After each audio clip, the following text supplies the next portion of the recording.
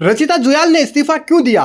क्या उन पर कोई दबाव था? क्या आईपीएस को प्रेशर में काम करने के लिए कहा गया था? क्या आईपीएस रचिता जुयाल के ऊपर सीनियर अफसरों का दबाव था? क्या सरकार ने कोई प्रेशर डाला था? क्या भ्रष्टाचार के खिलाफ कार्रवाई करने के वजह से उनके खिलाफ एक्शन लिया गया या फिर उन पर दबाव बनाया गया? ऐसे कई सवाल हैं जो बार बार उठाए जा रहे हैं। स्वाभिमान मोर्चा के अध्यक्ष बॉबी पवार ने भी कुछ ऐसे ही सवाल उठाए, धामी सरकार को सीधे सीधे टारगेट किया, अलग अलग तरीके से धामी सरकार को निशाने पर लिया। इस पूरे मुद्दे पर धामी सरकार की भी खूब किरकिरी सोशल मीडिया पर हो रही है। अलग अलग तरीके के आरोप लग रहे हैं, जितने मुंह उतनी बातें हो रही हैं। कई तरीके के सवाल खड़े किए जा रहे हैं, सरकार की जीरो टॉलरेंस वाली नीति पर सवाल खड़े किए जा रहे हैं। लेकिन अब इस पूरे मुद्दे पर रचिता जुयाल ने खुद सफाई दी है और उन्होंने इस्तीफे को लेकर अलग अलग तरीके से चर्चाएं हो रही हैं, उन पर विराम लगाने की कोशिश की है। रचिता जुयाल ने सीधे सीधे ये कहा है कि मैंने हाल ही में 10 साल की सर्विस पूरी करने के बाद रेजिग्नेशन दिया है।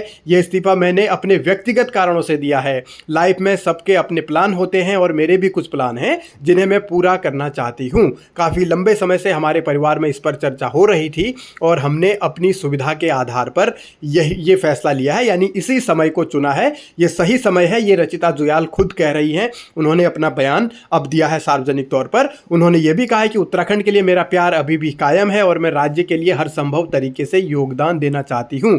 तो अब रचिता जुयाल के प्लान क्या है, वो उनकी निजी लाइफ है, वो आगे क्या करेंगी ये भी धीरे धीरे सबको पता चलेगा। लेकिन उन्होंने एक जो अलग अलग तरीके की चर्चाएं चल रही थीं उन पर विराम लगाने की कोशिश की है। लेकिन क्या ये काफ़ी है? क्या रचिता जुयाल ने सच में इसी वजह से, यानी कि निजी कारणों से ही इस्तीफा दिया था या फिर कोई दबाव था? इन बातों को लेकर चर्चाओं का दौर अभी भी जारी है। हालांकि अब जब रचिता जुयाल ने खुद आकर ये बयान दिया है तो शायद इस मामले पर यह तस्वीर साफ हो जाए कि अब इस पर सियासत नहीं होनी चाहिए या राजनीति नहीं होनी चाहिए, या फिर अंदर की खबर कुछ और है। इसको लेकर अभी भी चर्चा है, क्योंकि कांग्रेस ने गंभीर आरोप लगाए हैं कि अधिकारियों पर दबाव बनाया जा रहा है, जो भ्रष्टाचार के खिलाफ एक्शन ले रहे हैं उन पर प्रेशर है और जो भ्रष्टाचार कर रहे हैं उनको बचाने की कोशिश हो रही है। ऐसे आरोप धामी सरकार पर कांग्रेस ने लगाए हैं। तो उन आरोपों के बीच ही अब रचिता जुयाल ने खुद आकर फ्रंट पर यह कहा है कि उन्होंने निजी कारणों से इस्तीफा दिया है, सोच समझकर इस्तीफा दिया है,